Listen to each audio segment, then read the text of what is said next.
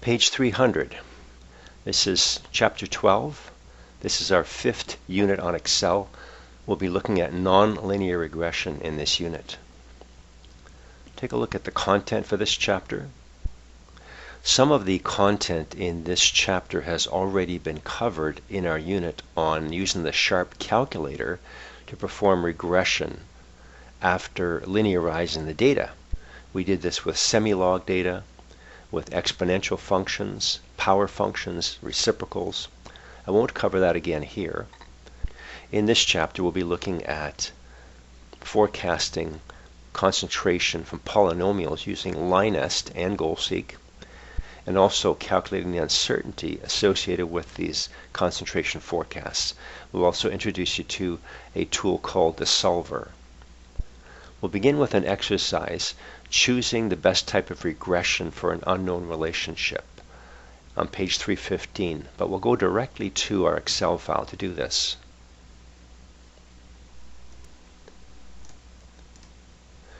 This Excel file is called Regression.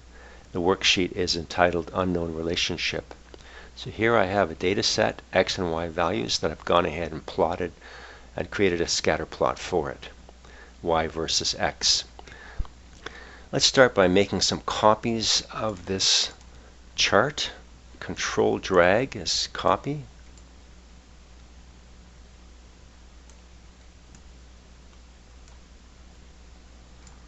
I think 8 should be enough.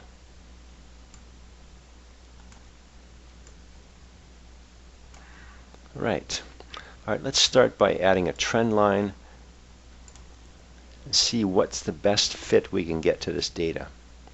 Well, clearly linear is not a fit that's worth even investigating, so I won't bother with it. Let's try exponential.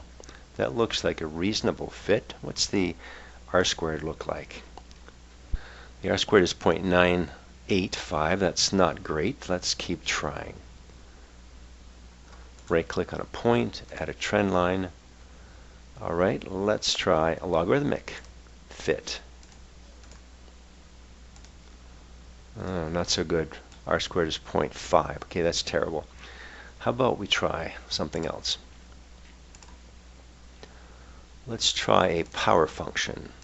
Equation and r squared, 9237. That's a very poor fit. I don't think that's what we want to use. I think we can do better. All right, what's that leave us with? Let's try one of these polynomials. We'll try the lowest one, the second order polynomial. That's a quadratic.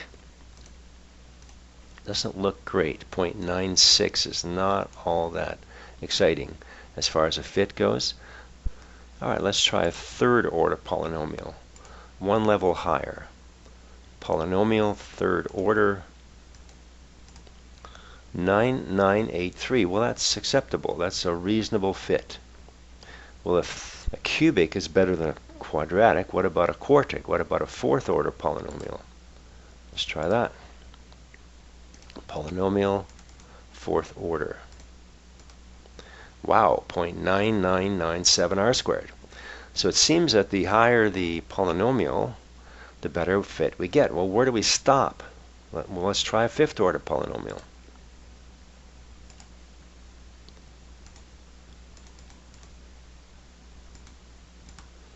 Now it says the r squared is 1, but how good is 1? We should always display 4 decimal places in the r squared value.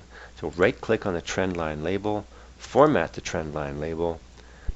The number category should be number, and we want 4 decimal places. Anything more is too much, and anything less is not enough.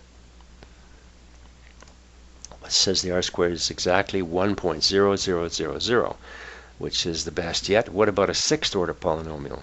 Why don't we try that?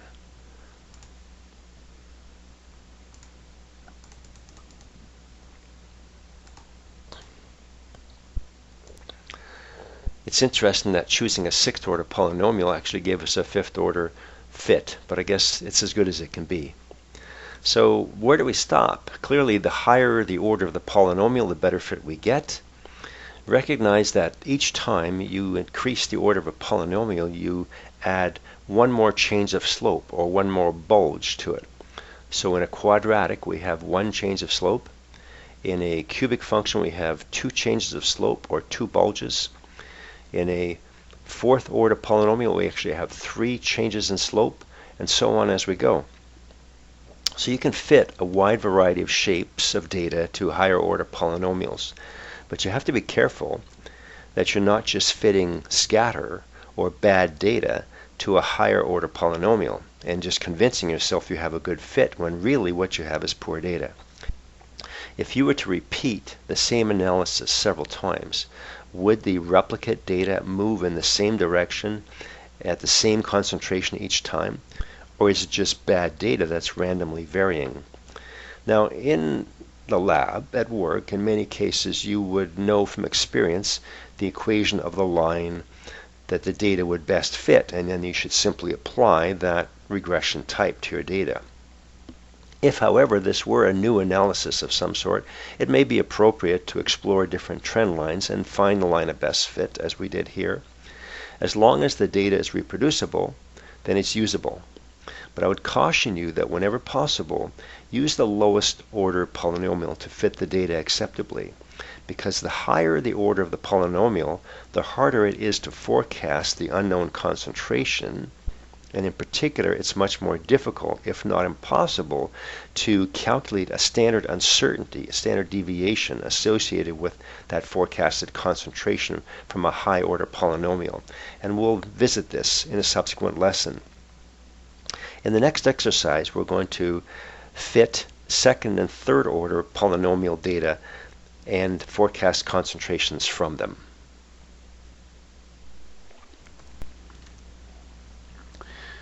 Page 323, forecasting concentrations from polynomials using line-est and goal-seek. We've seen that linear calibration curves can be handled easily using a linear trend line, but calibration curves derived from atomic absorption spectroscopy, flame emission spectroscopy, and turbidimetry often show some curvature or are linear over a very short range. We'll show you now how to use line-est and a tool called goal-seek to forecast concentrations of unknowns that can be fitted to a second-order polynomial equation. We'll do this in Excel. This Excel file is named Regression. The worksheet is called Flame Photometer.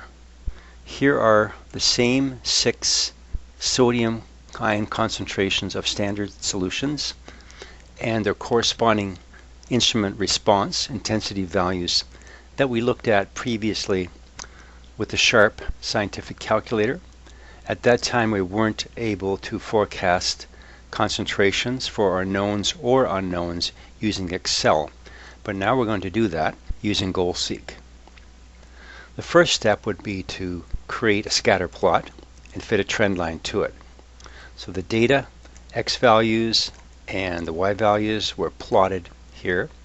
This is a linear fit, which you can see is not appropriate.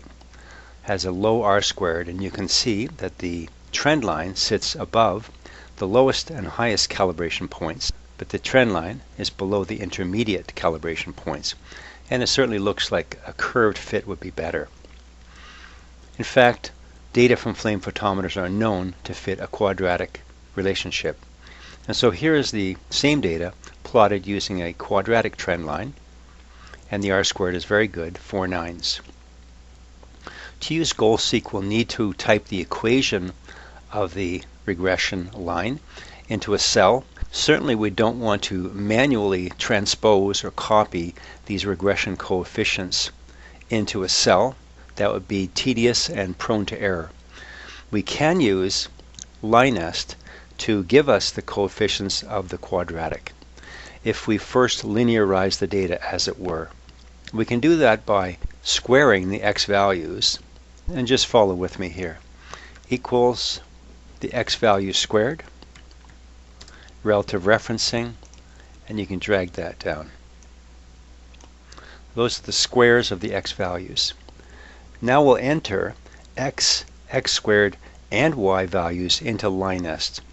We'll first highlight 3 rows by 3 columns for our data.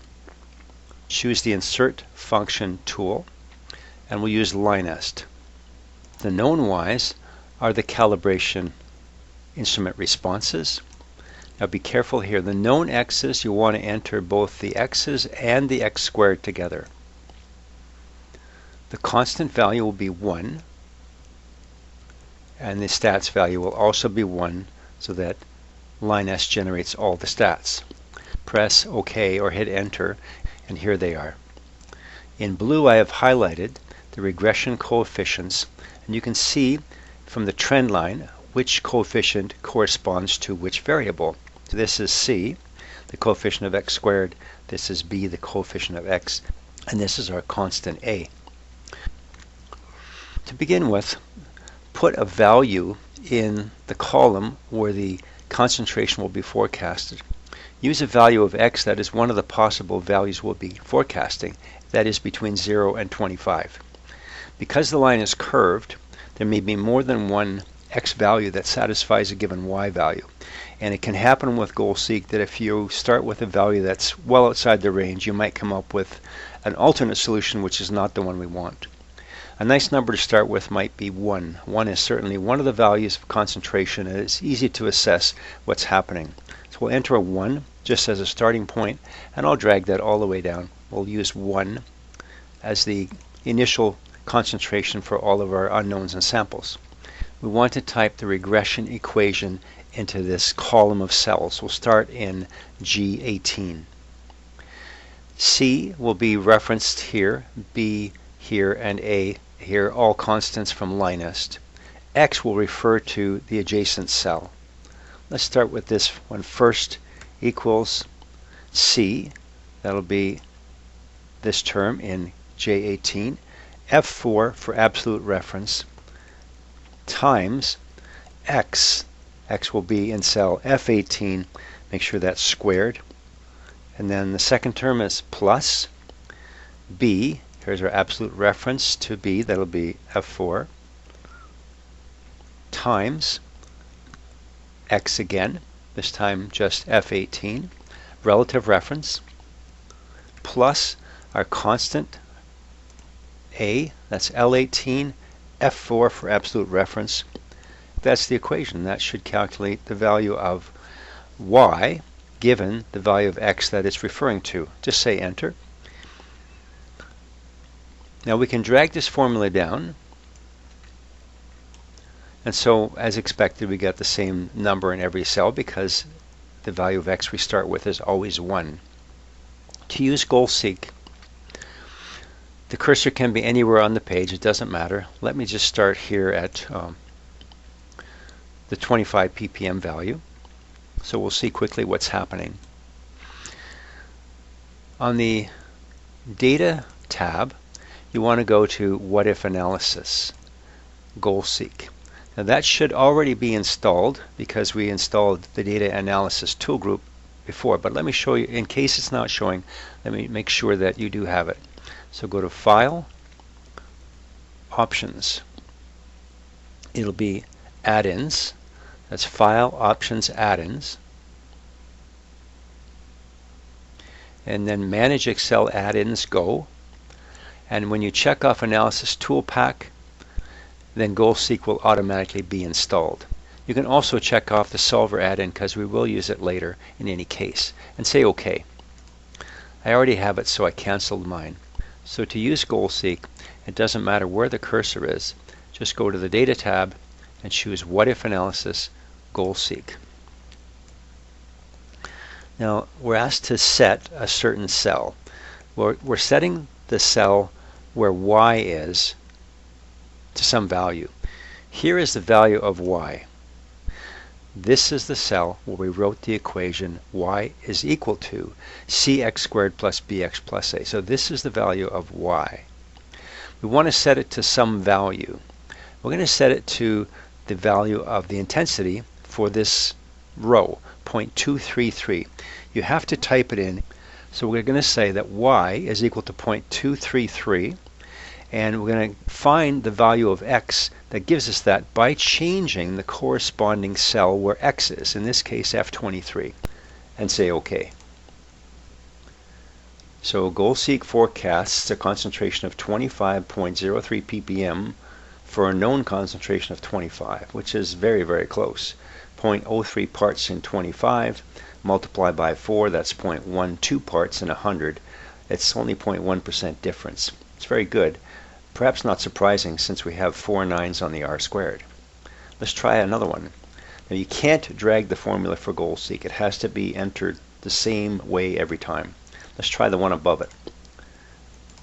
Data, what if analysis, GoalSeek. Let's set cell G22 equal to an intensity of 0.2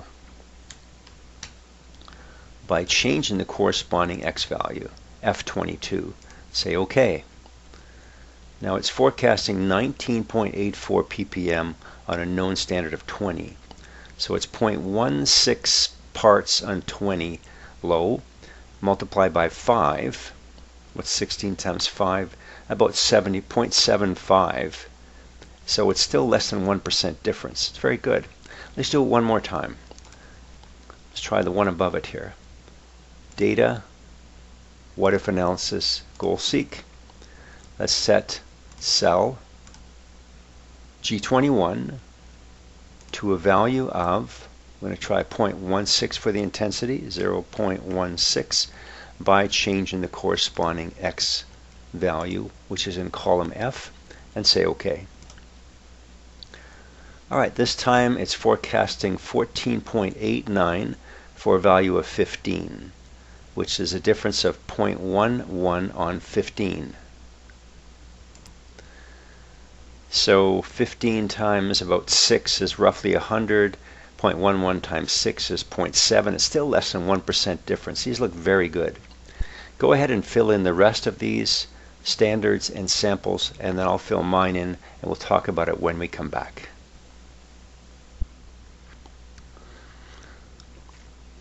So here are the results that you should have obtained, or something very close to this, using GoalSeek. Now, GoalSeek works by an approximation method called a Newton-Raphson approximation. And from experience, I can tell you I've seen it get good results when the r-squared is very high, as in this case. When the r-squared is okay but not great, the forecast may be off a bit. And I already cautioned you about making sure that you use a starting value in the concentration cell that is somewhere in the calibration curve. Otherwise, you might wind up with a different solution to a quadratic.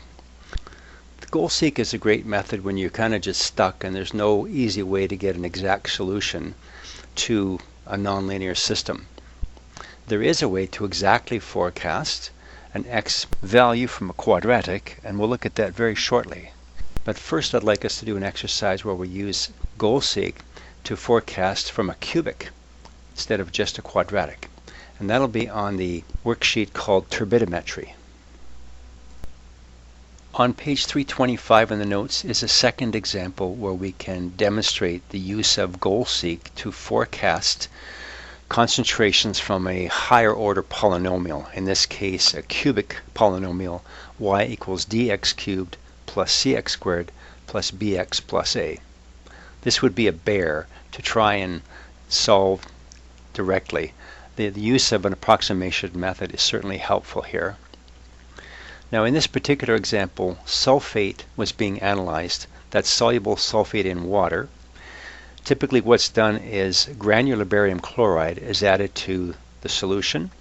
The barium chloride precipitates as barium sulfate in the presence of sulfate. And then a light source incident upon the white precipitate is scattered. An instrument that measures transmitted light is called a spectrophotometer. An instrument that measures light scattered at right angles to the light source is called a turbidimeter or nephelometer. When you use a nephelometer or turbidimeter, the response is reasonably linear. This data was obtained by measuring the light transmitted through a 1 centimeter diameter cuvette in a spectrophotometer. Although the data is not linear, it was reproducible, and therefore it could be used for quantitative analysis, provided we have a way to forecast x prime values from it. And we do, for example, with GoalSeek. So first of all, the data was fitted to a quadratic, as you see here, cx squared plus bx plus a. Not suitable, the r squared was only 0.97 or 0.98. Next, a cubic trend line was fit to the data, and it gave quite an acceptable r squared value, 390. So presumably one could have gone to a fourth power quadratic, but it's questionable whether it's valid, and certainly the higher the quadratic, the harder it is to perform the analysis. So we want to use the lowest possible polynomial that gives us acceptable results. In any case, let's use this data and see how GoalSeek can forecast concentrations from it. Once again, we'll need to write the regression equation into a cell in column I in this case. We certainly don't want to copy the regression coefficients by hand, as already stated, but we can use LINEST to obtain them if, again, we linearize the data. Now for cubic data, we want to produce a column of x squared and x cubed values. So let's enter x squared equals cell D7 squared with relative reference, and we can autofill that down. Likewise for x cubed, that'll be equal to cell D7, and we'll have that cubed. Enter, and we'll autofill that down. Just double click on the autofill button, and it autofills to the end of the occupied cells. Now we can use LINEST to obtain the regression coefficients. We'll have values for D, C, B, and A, so you'll want 4 columns wide by 3 rows high. Select all of that to begin with. Choose the Insert Function tool. We'll use LINEST and say OK. We'll just feed it what it's asking for. It's asking for the known y's. Here they are. For the known x's, make sure you include x, x squared, and x cubed, all of those values together. The constant again is 1. The stats value is 1. Enter, and there are the regression coefficients. Notice they're the same as we obtained from the insert trendline function, but now we can directly paste these into the cells to build the formula here. Before we build our equation, let's assign values to column H where the x forecast will be. Again, choose a value that somewhere in the range we'll be forecasting, somewhere between 0 and 17-ish. I'm going to give it 1 again because I know it's in the range, it's easy to keep track of, and I'll just autofill that down. Alright, now we want to build our formula. The formula will be equals dx cubed plus cx squared plus bx plus a, and x will always refer to this cell that will be adjusted by GoalSeek here in column H.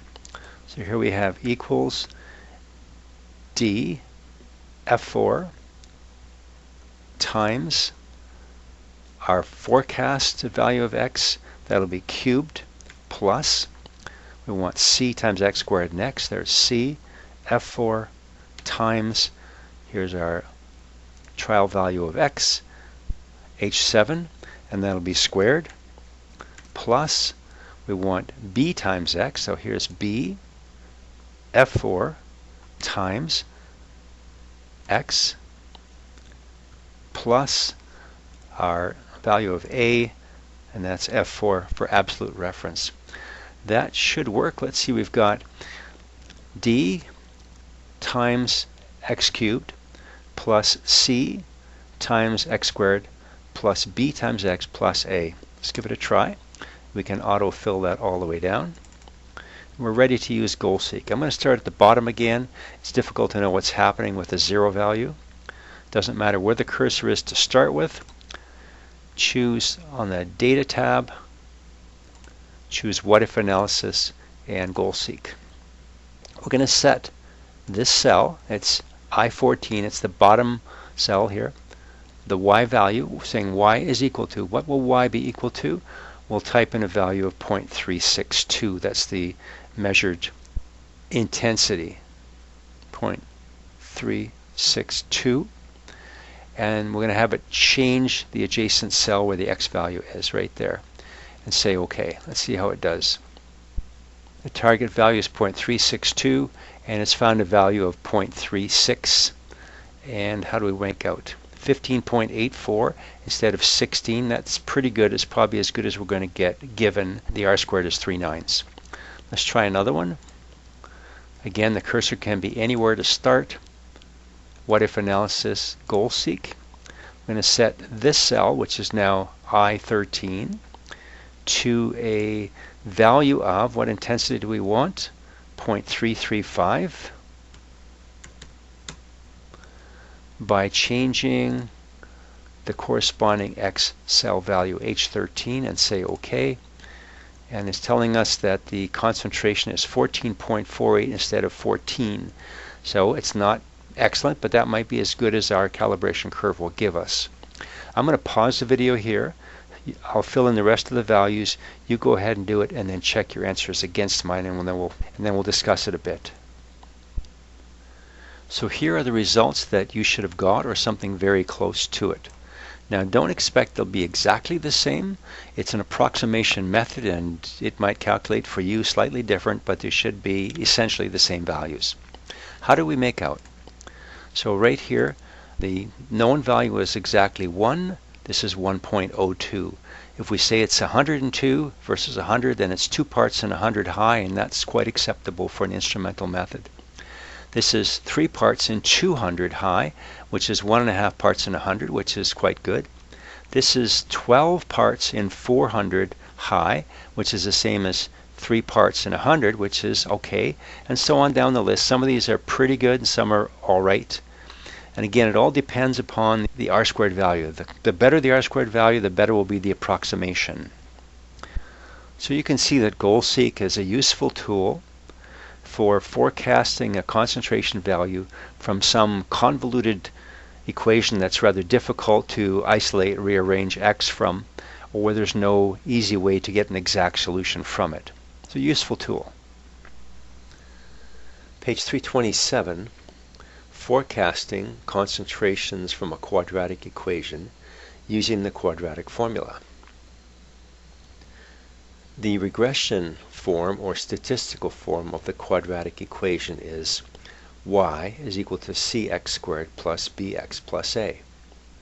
But in algebra class, we use this algebraic form of the quadratic equation, y is equal to ax squared plus bx plus c. So the coefficient of x is the same, but notice the coefficients c and a have been reversed, so we want to be careful here. Now it's a simple matter to solve this quadratic equation for some value of y if we're given a value of x. But in chemistry, we have the value of y, the instrument response, and want to calculate the value of x, which is the concentration. Well, how do we do that? The quadratic formula will solve for the roots, or the x values at which the parabola intersects the x-axis. So for example, in this simple quadratic equation, we have a is equal to 1, b is equal to 3, and c is equal to 2. If we substitute those coefficients in the quadratic formula, it'll solve for x. In this case, we'll get the points minus 2 and 0, minus 1 and 0.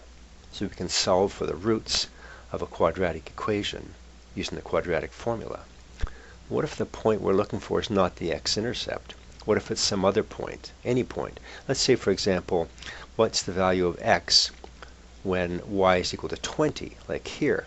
We could plot the graph and then read it. You can see x is approximately 3, but there's got to be a mathematical way to do this. Well, in fact, there is. If we want to know the value of x when y is equal to 20, all we need to do is let y equal 20, so substitute the value of 20 for y. So I've done that here. I've said 20 is equal to x squared plus 3x plus 2. Then rearrange this to the standard form, so bring 20 to the right side. And our new quadratic equation has become x squared plus 3x minus 18. And if we substituted these coefficients, a, b, and c, c is a new value of c, negative 18. If we substituted those three coefficients in the quadratic formula, it would now solve and give us a value of 3, because you see what's happened. By letting y equal 20, we transposed or moved the equation down 20 units, and now the point 0.320 has become the 0.30. This point has become the x-intercept. It's that easy to do, and it's easy to do in Excel. Let's take a look at that. So this is the Excel file entitled Regression, and the worksheet is called Solve Quadratics. On the left end of the spreadsheet, I have an explanation of what I just showed you, but towards the middle of the spreadsheet, I have the real example. So here again is our data from the flame photometer. These are the concentrations of sodium from 0 to 25 ppm, and these are the instrument response values, the intensity values generated by it, and here are three unknowns.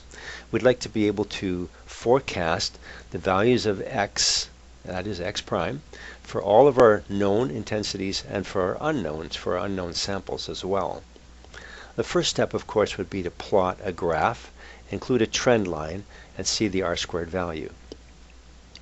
So we want to be able to forecast concentrations for all of our values of y, of the standards, and for the unknowns. To do that, we're going to need the regression equation, this equation, the original equation. We'll need values of a and b, and here's the original c. We can get these from LINEST. Once we get the original value of c, we'll want to get a new value of c by letting y equal the y value we're trying to solve x for. Rearrange the equation, we'll get a new value of c, put the new coefficients a, b, and the new c into the quadratic formula in a cell, and we can solve for the corresponding concentrations. So let's get the coefficients of the original equation first. We can do it with LINEST. Recall that this is nonlinear. We can, in effect, linearize the equation by taking the square of the x values, like so, using a relative reference. Those are x and x squared. So how do we get the coefficients? Select. We want a minimum of 3 columns and 3 rows. And we'll use the insert function button and LINEST. Just give it the values it asks for. The known y values are the measured y values. The known x's, be sure to include both x and x squared values. Choose a constant value of 1 and a stat value of 1. Enter. Gives us our coefficients. These are the same coefficients that we see here from the trend line function. So now we want to type the quadratic formula in the cells in column AC to calculate all the values of x. We'll type in values for b and for a, and they'll be unchanged, but the value of c, it won't be this value of c, it'll be this value of c minus the value of y, for which we want the value of x. Do you recall, as I explained earlier, if we wanted the value of x corresponding to y equals 20, then we'd let y equal to 20, and then transpose it, calculate a new value of c. In this case, plus 2 minus 20 would be negative 18. So for each value of y that we want a value of x, we need to substitute that value of y into the equation and calculate a new c value. So in our case here, these are the values of y that we want to calculate x for. Well, these knowns and the unknowns. So in each case, we're going to calculate a new c value. The new c value will be equal to the original c value, here's F4 for absolute reference, minus the current value of y that we're solving for, relative reference. So it hasn't changed much, we're subtracting 0. If you double click, you can autofill to the bottom. So in each case, what's happened here is we have equals the absolute reference to this value of c minus this c, or minus this c, or minus this c, and so on all the way down. These are the new values of c that we'll put in the quadratic equation. So all we need to do is type this formula right in the cell, drag it down, we should be good to go. So I have the quadratic formula written right here to help us find our way through it. Notice that in the numerator we have 2 terms added, That means this whole numerator have to be in brackets because it's all divided by this product 2 times a. So just do it carefully here. Equals bracket. We want minus b. It'd be minus our value of b, f4 for absolute reference. Then it'll be plus the square root, sqrt, of b again. This time it's f4 and then squared, b squared, minus, here's minus 4 times our value of a, which is an absolute reference, f4 times c. And here's where we use our new c value with a relative reference. We'll need to close 2 brackets because we have 2 open. Then divided by this product 2 times a. So I better put this in parenthesis, parenthesis 2 times our value of a, absolute reference, and close bracket. So hopefully we've typed that correctly. So here's our quadratic formula, and we can double click our autofill button to fill to the bottom. And these are the forecasts of the x prime values corresponding to all of these intensity values and our unknowns. Let's check and see how we did. So for example, for a known concentration of 25, we're forecasting 25.07. 19.96 for 20. These look pretty close. And so for our unknown samples, we have a pretty good indication that they'll be correctly forecasted as well. We do have a good R squared. It's that simple to forecast the x prime values, the concentration values, given any value of y from a quadratic equation.